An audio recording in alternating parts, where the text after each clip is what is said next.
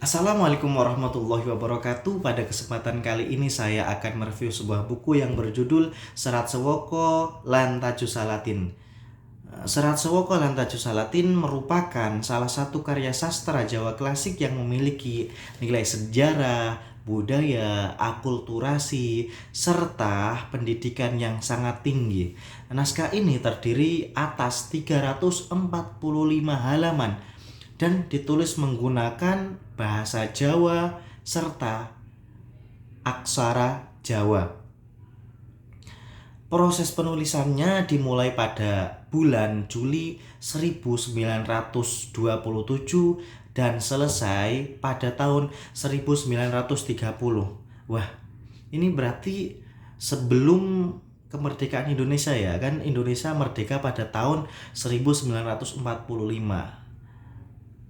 Ini buku ditulis pada tahun 1927 sampai 1930. Berbeda dengan buku-buku yang lain, dalam buku atau manuskrip ini disajikan dalam bentuk syair atau puisi-puisi Jawa tradisional yang biasa orang Jawa nyebutnya tembang mocopat. Bentuk penyajian tersebut tidak hanya memperlihatkan keindahan sastra Jawa, tetapi juga menjadi cara efektif untuk menyampaikan berbagai ajaran kehidupan kepada masyarakat pada masa itu. Selain itu juga, tembang mocopat itu kita menyampaikannya tidak hanya dengan bertutur kata, tapi kita menyampaikan dengan cara tembang, nyanyi. Jadi orang kalau mendengarkan bisa sambil menikmati makna-makna dalam tembang-tembang tersebut.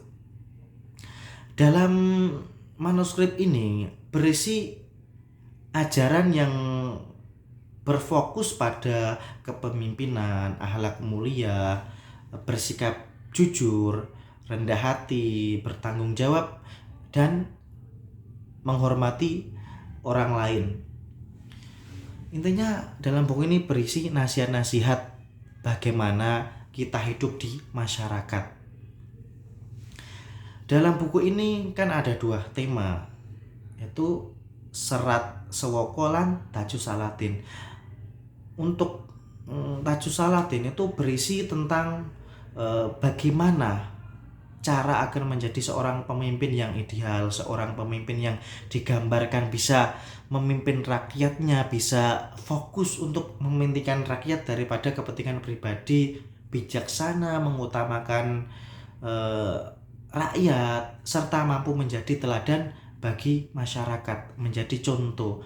Kalau Serat Sewoko itu memiliki lebih menekankan pada tata krama seperti pergaulan, serta kewajiban moral seseorang dalam menjalankan perannya di tengah masyarakat. Pada kesempatan kali ini juga saya akan menerangkan salah satu isi tasawuf Jawa kuno dalam manuskrip tersebut. Ada 4 pakaian yang layak dipakai dan 4 pakaian yang tidak layak dipakai. Saya akan membahas pakaian yang layak dipakai. Pakaian yang layak dipakai pertama adalah uzlah, atau bahasa Jawa dalam manuskripnya tertulis ujelet atau uzlah, mengasingkan diri untuk mendekatkan diri kepada Allah Subhanahu wa Ta'ala. Itu yang pertama. Nah, umumnya itu bersifat sementara. Contohnya seperti iktikaf di masjid. Itu kan untuk mendekatkan kepada Allah Subhanahu wa Ta'ala. Terus yang kedua ada pakaian yang layak dipakai itu kawahat atau kholwat. Nah, kholwat berarti itu menyendiri. Kholwat itu menyendiri dari semua manusia. Nah, sedangkan menurut terminologi tasawuf adalah penyendirian untuk berinteraksi secara rahasia dengan Allah. Nah, biasanya dipraktikkan itu 40 hari. 40 hari. Nah, 40 hari itu aslinya memiliki makna tersembunyi, makna sir-sir, makna yang rahasia. Terus yang ketiga, pakaian yang layak dipakai ketiga itu adalah riyadoh atau latihan disiplin spiritual. Biasanya dilakukan seorang sufi untuk mengekang hawa nafsunya. Mengekang hawa nafsunya untuk tazkiyatun nafs, membersihkan hati atau jiwa. Jadi melawan hawa nafsu itu dengan riyadoh. Ya, seperti puasa, seperti menjaga perkara-perkara yang haram, yang subhat, itu riyadho, termasuk riyadho. Terus yang terakhir ada juga namanya halyat atau jalwah. Jalwah itu berarti tetap berinteraksi dengan masyarakat. Jadi tetap berinteraksi dengan masyarakat, tetapi sambil mempertahankan kesadaran spiritual, mengamalkan kebaikan tanpa harus mengasingkan diri. Jadi ini yang jalwah itu lawan kata dari uzlah. Itu 4 pakaian yang layak dipakai. Nah, saya juga akan menerangkan yang kedua, ini adalah pakaian yang tidak layak dipakai untuk manusia. Pakaian yang tidak layak dipakai untuk manusia pertama adalah riya atau pamer. Niat jadi dalam melakukan sesuatu pengen dilihat orang lain, pamer. Contohnya saya nanti di saat sholat Jumat nanti kan ada kotak infak muter. Nah, saya buka dompet terang-terangan di depan, di samping ada jamaah, membuka dompet terus ngambil uang 200.000 di jembreng ini, jembreng dilihat, nah terus dilipat-lipat di depan banyak orang, dimasukkan. Itu niatnya pamer, riya. Itu yang pakaian tidak layak dipakai atau tidak boleh ada pada sifat manusia.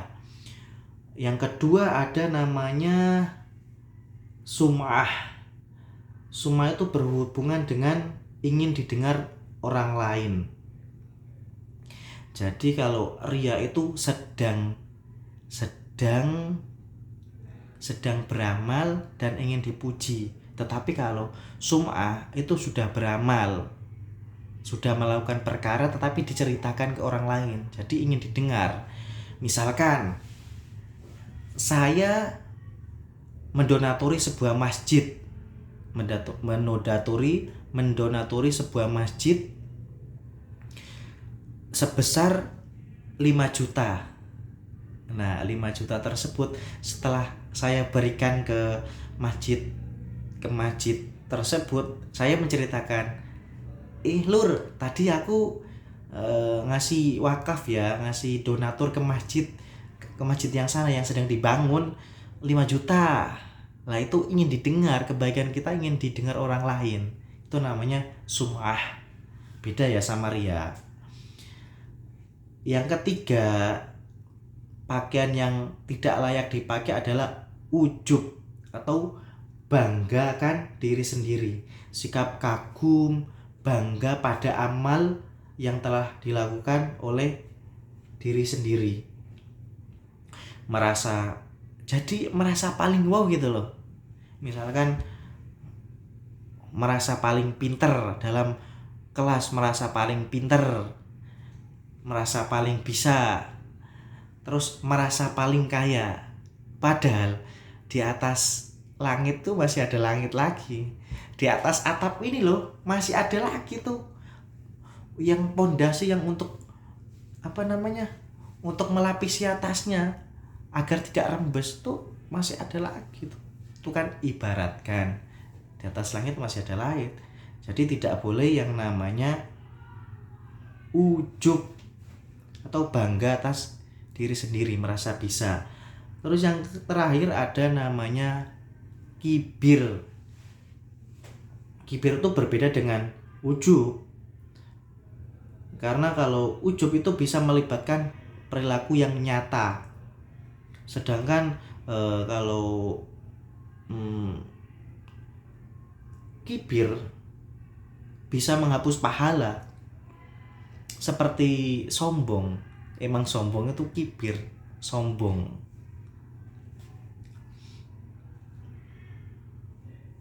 Sombong dengan gaya hidup. Nah, itu adalah pakaian yang layak dipakai dan tidak layak dipakai. Nah, dalam buku ini memang relevan untuk perkembangan zaman ini, yang dimana perkembangan zaman ini sudah rusak atas kepemimpinannya yang tidak jelas, terus pemimpin yang kurang memperhatikan rakyatnya. Ini sangat relevan ini kalau dikaji lagi nih untuk manuskrip ini. Selain itu juga dalam buku ini memiliki kelebihan-kelebihannya. Ya seperti tadi, kelebihannya itu mengajarkan akhlak-akhlak yang baik. Itu kelebihannya, mengajarkan menjadi seorang pemimpin. Selain itu, kekurangannya itu harus kalau mempelajari manuskrip ini, buku ini harus menggunakan transkrip. Kalau mau langsung dari manuskripnya yang masih bahasa Jawa kuno, itu harus 2 kali mikir hono coroko, mikir hono coroko, terus nanti mikir ini kan Jawanya Jawa kuno, bingung apa sih ini. Nah, apa sih ini maknanya? Itu minusnya. Nah, pokoknya bagus banget ini bukunya untuk pemerintah zaman-zaman sekarang, pemimpin-pemimpin zaman sekarang, untuk orang-orang yang pengen belajar tasawuf, yang tasawuf Jawa. Ini cocok ini bukunya. Oke, terima kasih. Wassalamualaikum warahmatullahi wabarakatuh.